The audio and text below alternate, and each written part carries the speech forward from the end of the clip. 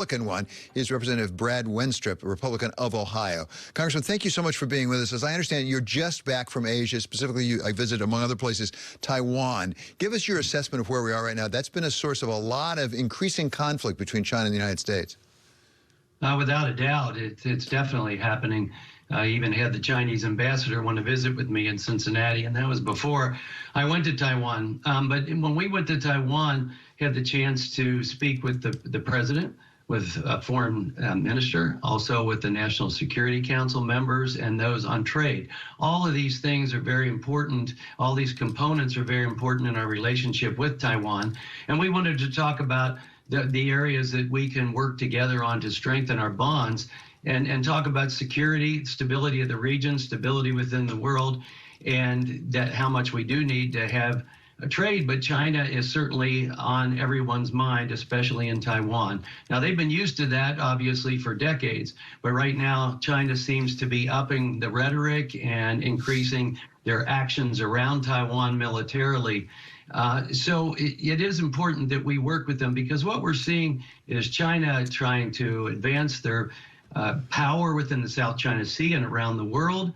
They're certainly watching Ukraine closely as they decide how they may want to act on Ukraine or not. But the bottom line is China really wants to be the one superpower in the world, not just a superpower in the world, but the superpower in the world. And obviously with Taiwan sitting there, they feel Taiwan is theirs.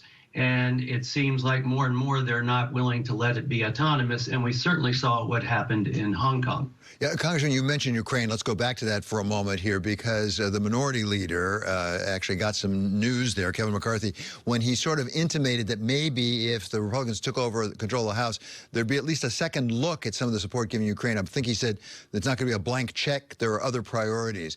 If, in fact, Republicans were to take over the House, should we be focused on whether there'll be continued support for Ukraine the way we've seen it?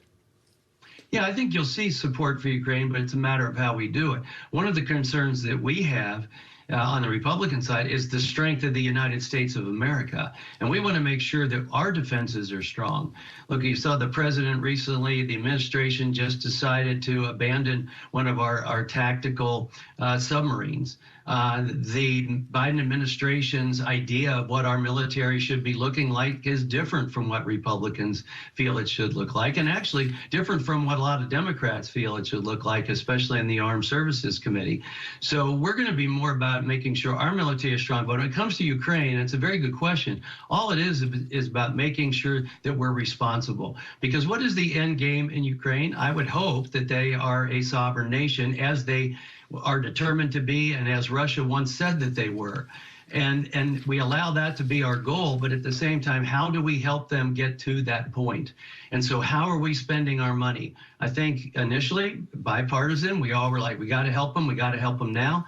And let's get some help into Ukraine, whether it's military, humanitarian aid. But now we got to look at what is our long-term strategy and what is our goal and how we're spending our money. And I think that's where the leader is coming from on that, from the Republican standpoint. It's just, let's spend our money wisely. But also, we want to engage with Europe and make sure that they continue to stay in this conversation as well, because they have really awakened to the threat of Russia that they apparently didn't think was as strong before.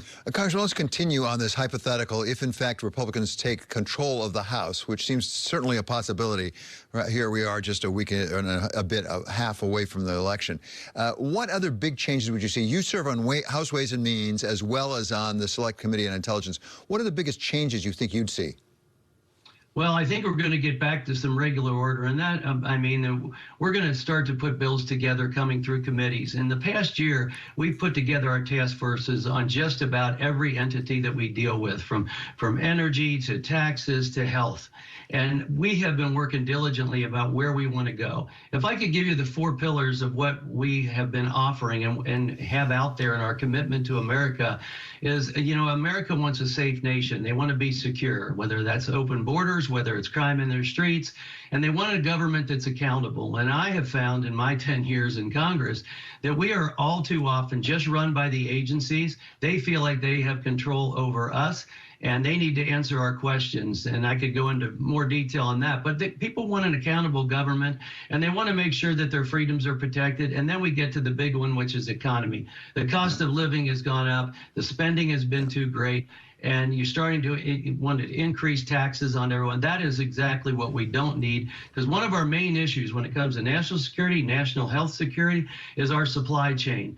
We need more domestic manufacturing, not less. We got to make sure that we're producing the things that we need here for our national defense and for our health security. If you'd have told me when I was a surgeon in Iraq that my protective equipment and my pharmaceuticals relied on China, I would have said, how did our military let this happen? And that's what I say now. How did we let that happen? We've got to turn the ship around, and we're prepared to go in that direction. I think a lot of us have been surprised of some of the supply chains that come out of China. Finally, on the question of the economy specifically, I think I have a pretty good sense of what the Republicans don't like about what the Democrats have done that has given us the inflation we have.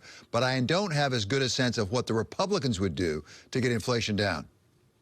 Yeah, well, sure. Let's stop some of the spending that's been out there, and maybe we can halt some of it, because that has driven so many things. We got to get people back to work, and you know, I like that we're a country that has safety nets for American people and American workers when they find themselves out of work. But we've got to quit paying people to stay at home, and so there's some things that we have to reverse. If you look at the Tax Cuts and Jobs Act, that was ideal. We lowered taxes, more people went back to work than ever before. The economy was thriving, wages were going up, but now we have inflation going up faster than wages.